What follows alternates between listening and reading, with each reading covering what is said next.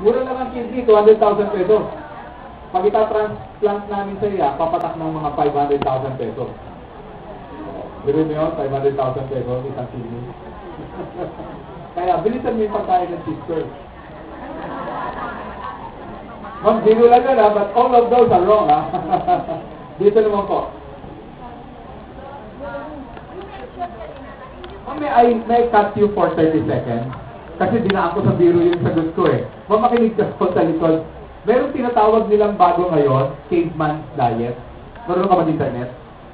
Isulat mo, caveman's diet. Yun daw may mabibigat na problema tulad ng kidney failure. Ate, magpakita ka sa akin.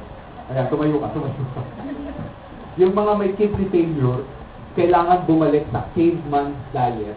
That means kung ano daw yung kinakain ng caveman nung araw, that will give you a healthy kidney.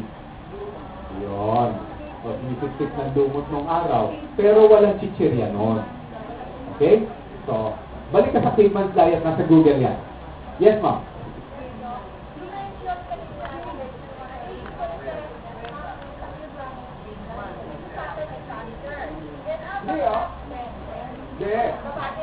Hindi. Sa Pilipinas, ang incidence ngayon, 8 to 10% are developing tumors. Not necessarily malignant ha, pwedeng stage 1 lang, tumor. 8 to 10%. Kalahati noon, babae. Kasi kalahati lalaki babae, 4 million.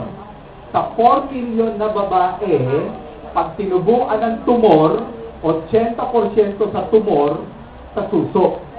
20% lang ang sa cervix o sa uterus o sa ovary. Okay lang po, may question, Doc. Bakit at saan nanggagaling ang bukol sa breast? Maraming nagsasabi ito ay sa Xeno. Isulat mo nga ito sa cellphone mo. Xeno, X-E-N-O. Para tayong para tayong classroom ngayon Xeno, teka sir Xeno, ilabas mo na yung cellphone mo. X-E-N-O, xenoestrogen. Xenoestrogen are foods that contain extra hormones which your body does not need, which will cause tumors in the body. So ngayon, pag ni-research mo sa internet, ano ang xenoestrogen, naku, ang number 1 na lalabas yan sa internet mo. Bakit daw? Kasi yung manok, ang kinakain pala niya, feed. Hindi na pala kumakain ng manok may ng bulate? Nadunduan na siya sa bulate? Gusto niya feed? Eh yung feed na yun, may hormone para mangitlog siya kahit wala siyang asawa. Pwede na palang mangitlog ngayon ng walang asawa? Yes. So, yun, kapag kinain mo, dahil pag niluto mo, hindi naman namamatay yun, papasok sa suso mong babae. Pagpasok sa suso mo, sama pa ng mga contraceptive pills, at kung ano-anong pinagkakakain mo ng puro meat product, ay magiging bukol siya. Nakuha niyo yan? I hope that answers your question. Nasa internet yan. Yes, last question. Salamat naman po. Yung may question na hindi ko masagot, i-text nyo na lang po, magpakilala kayo. Lagay nyo, Doc, si Sheila na Megamall from Greenlight. Para masagot ko po kayo. Yes, sir. What do you recommend for people na for angioplasty? That's very good.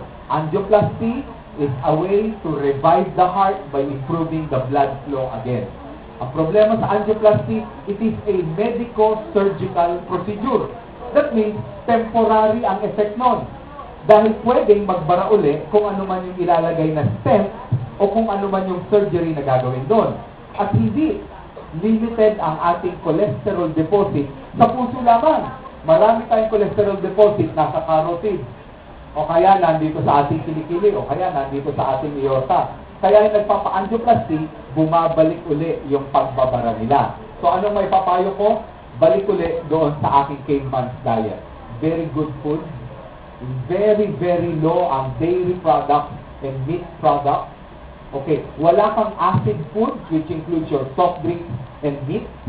A lot of the vegetables and fruits and fish, and exercise for 3 times per week.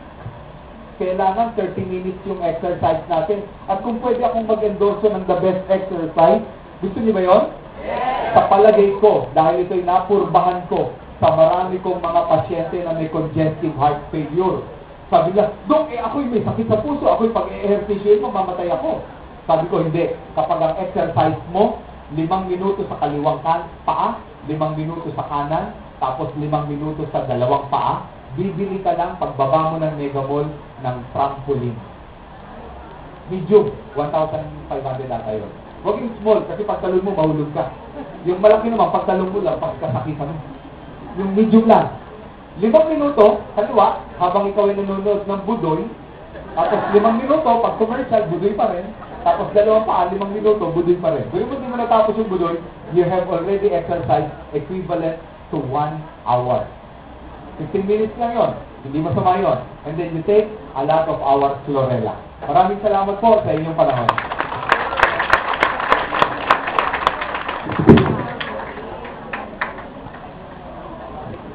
Again, palakpakan natin si Dr. Bien.